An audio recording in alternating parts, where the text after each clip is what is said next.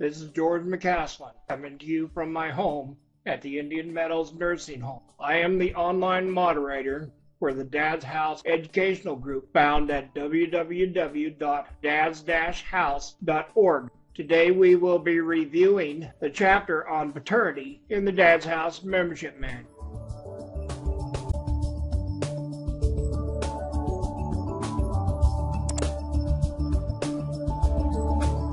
More than 40% of American children are born out of wedlock. The fathers of these children often will become involved in paternity cases to determine their parental responsibility.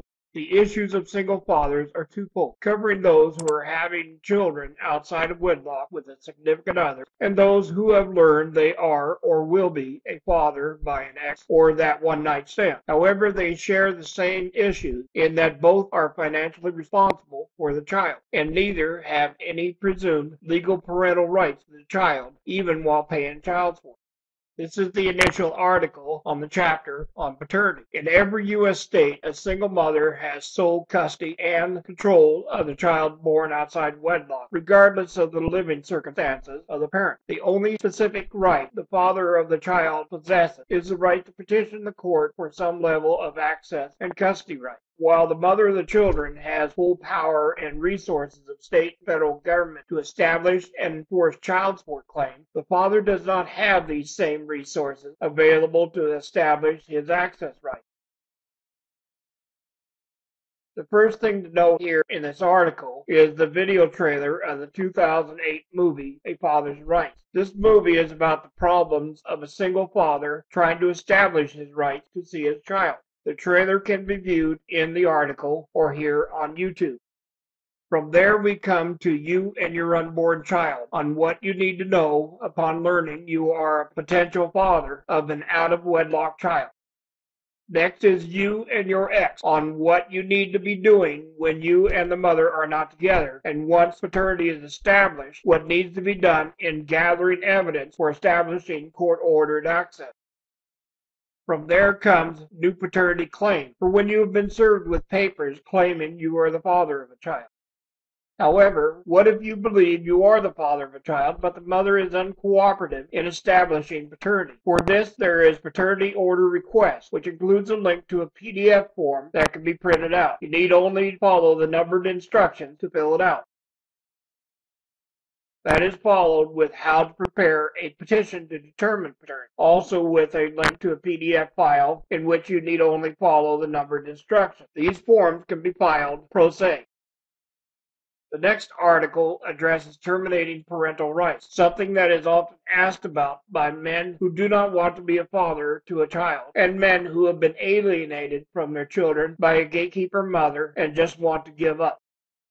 From there we come to prenatal paternity testing. This issue often gets raised in states where support of the pregnant mother is required in order to challenge a decision by the mother to place the child up for adoption at the time of the birth. This is a requirement in states like Kansas. However, in our society where there is a 30% chance the child is not the child of the man the woman is claiming it to be, one may want to confirm this before spending unnecessary money.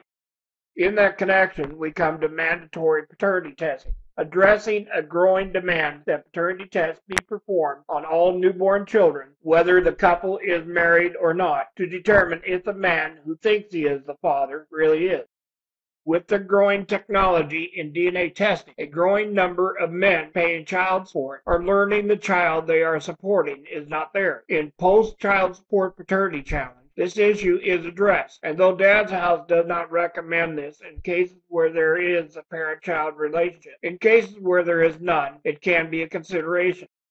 In recent years, safe haven laws have been created to address the problems of mothers abandoning a baby in alley and trash bin when they decide they no longer want the child. The law allows for the child to be abandoned, no questions asked, at any fire station or hospital ER. However, these laws do not fully address the right of the father and what is done to track him down to see if he wants the child. Further, it is not commonly known that the mother is not the only one who can do this in most states.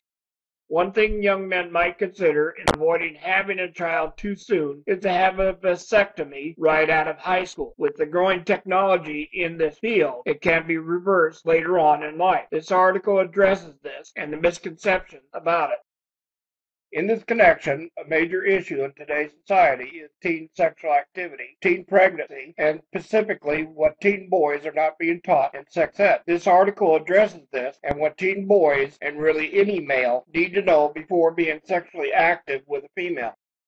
The last article in this chapter addresses one poor choice of character made by men, that of having an affair with a married woman, which may result in a pregnancy. This is one area that can be very problematic and can come back to bite them in the ass years later.